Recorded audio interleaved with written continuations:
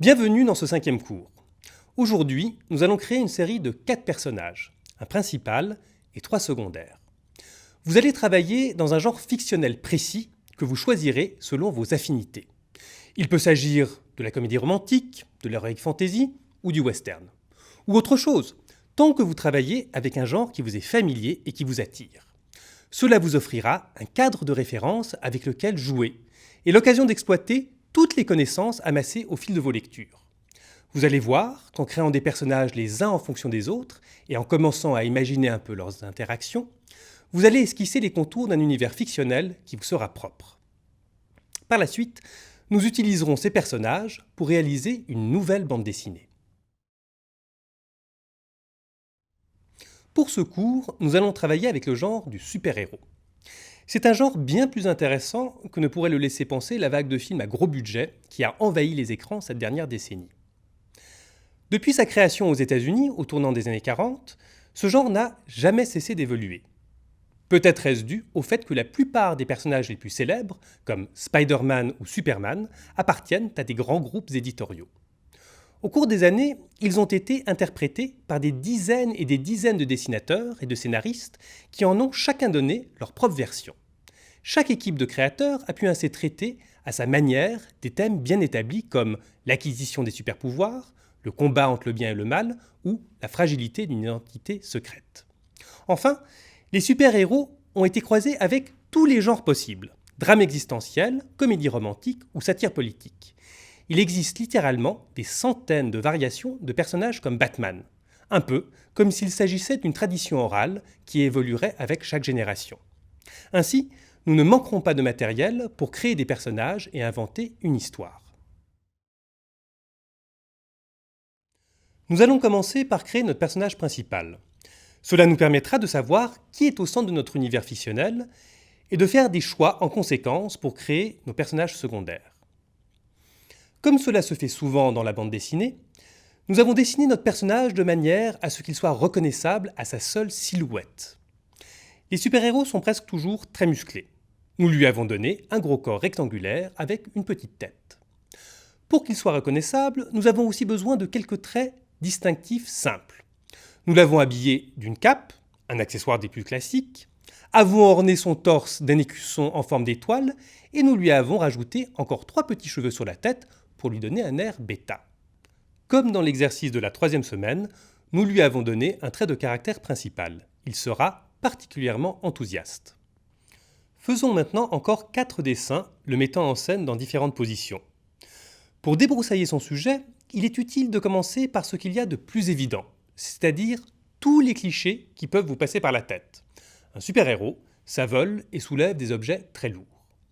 Il est intéressant de travailler à partir de stéréotypes, de les expérimenter soi-même par le dessin et d'en donner sa propre version. C'est une façon de s'approprier les bases du genre dans lequel vous travaillez et de réfléchir à ce qui vous intéresse et ce qui ne vous intéresse pas. Par la suite, vos personnages vont se raffiner et devenir plus originaux à mesure que vous ferez des choix concernant leur aspect, leurs traits de caractère et surtout que vous les mettez en situation dans une histoire. Votre propre personnalité va finir par transparaître, même avec des personnages qui semblent archi connus. Faisons aussi quelques dessins dans lesquels nous modulons les attitudes de notre protagoniste en fonction de son trait de caractère principal. Dans ce cas, un écart se creuse très vite avec les attentes que l'on peut avoir vis-à-vis d'un certain type de héros. Donner un nom permet de parfaire l'identité du personnage et d'orienter la perception que nous en aurons. Si nous appelons notre super-héros d'un nom commun comme Bernard, ce n'est pas la même chose que si nous l'appelons Starman. Avec ce nom, notre personnage pourrait bien avoir la tête dans les étoiles. Vous verrez qu'un nom donne une réalité et une épaisseur à celui qui le porte. Enfin, il peut être utile d'écrire quelques mots qui nous aideront à qualifier notre personnage et qui peut-être nous donneront des pistes pour des futurs dessins ou même des scénarios. Ainsi, il ne faut pas hésiter à noter toutes les idées qui vous viennent spontanément. Super-héros, grand, fort, enthousiaste, beaucoup trop content tout le temps, rien ne l'atteint. Son super-pouvoir, en plus de sa force, est sa capacité à tout voir de façon positive. Il trouve toujours des solutions. Maintenant que nous avons notre personnage principal, nous pouvons nous attaquer aux personnages secondaires. Ils sont construits de façon à complémenter certains aspects du personnage principal et à lui donner du relief. Une façon simple de procéder consiste à les distinguer par des contrastes importants, tant au niveau de leur caractère que de leur apparence physique. Pensez à Tintin et le capitaine Haddock, à Sherlock Holmes et Watson, ou à Superman et Lex Luthor. Cela crée des dynamiques dramatiques très efficaces qui sont exploitées dans la plupart des fictions. Nous développerons toutes ces questions plus en détail au moment où nous mettrons en scène nos personnages.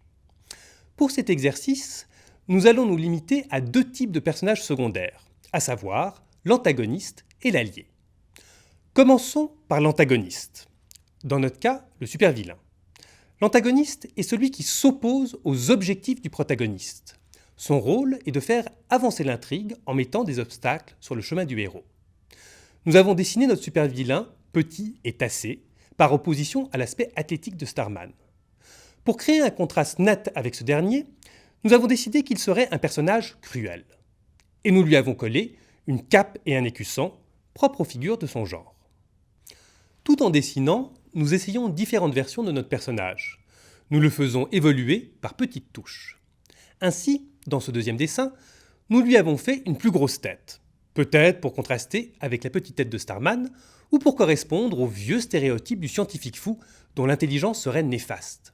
Et puis, nous lui avons mis un chapeau de forme, ce qui lui donne un air ridicule de notable d'un autre temps. Dans ces 2 dessins, nous nous sommes débarrassés de la cape, qui, associée aux éclairs et aux hauts de forme, le faisait trop ressembler à un magicien. Nous l'avons dessiné dans des poses classiques de combat et de vol. Dans les bandes dessinées de super-héros, le nom est presque toujours en relation avec leur pouvoir. Nous aurions pu l'appeler Choc l'éclair, pour faire un mauvais jeu de mots, ou Monsieur Voltron pour aller avec le chapeau haut de forme. Mais nous avons opté finalement pour l'éclair du Nord. Dans ce dernier dessin, nous avons essayé d'exprimer sa cruauté. Enfin, nous avons rapidement noté quelques mots à son sujet. Super-vilain, projette des éclairs. Cruel, peut-être un peu sadique.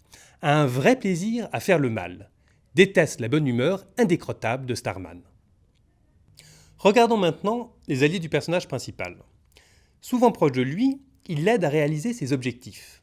Ils équilibrent ses traits de caractère. Comme meilleur ami et confident, nous avons créé Bob, un chien éternellement fâché. Avec son mauvais caractère, Bob complémentera parfaitement l'enthousiasme agaçant de notre super-héros. Leur personnalité opposée nous donnera l'opportunité de développer une relation pleine de tension.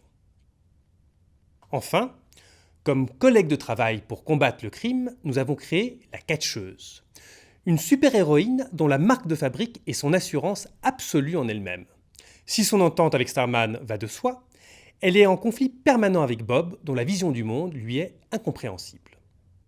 Nous avons maintenant une série de 4 personnages vaguement esquissés, mais assez distincts pour que nous puissions commencer à les faire interagir dans une première histoire. Voilà, nous en avons fini avec ce cours et nous allons passer à l'exercice. Pour ce 5e exercice, vous allez à votre tour créer une série de 4 protagonistes, un principal et 3 secondaires. Nous vous invitons à travailler dans un genre fictionnel avec lequel vous avez de réelles affinités. Vous allez pouvoir ainsi plus facilement puiser dans vos ressources. Pour chaque personnage, vous allez faire une série de 5 dessins dans lesquels vous explorerez ces différentes facettes. N'hésitez pas à vous inspirer de héros ou d'héroïnes que vous aimez. Une fois que vous les aurez dessinés vous-même et que vous aurez changé quelques détails, ils vous ressembleront. N'ayez pas peur de commencer par des dessins qui vous sembleraient trop stéréotypés. Il s'agit moins d'être original que de produire une série de véhicules pour pouvoir raconter des histoires. Nous vous avons fourni des listes de tempéraments et de rôles que vous pourrez mélanger pour construire des personnages aux caractéristiques plus étonnantes. Comme pour les exercices précédents, nous vous demandons de faire des croquis rapides au crayon gris. Il est plus important de multiplier les essais que de faire des beaux dessins. La semaine prochaine, nous introduirons du texte dans les bandes dessinées que nous avons produites. Cela nous permettra de comprendre comment le texte permet d'approfondir le sens du récit et la caractérisation de ses personnages.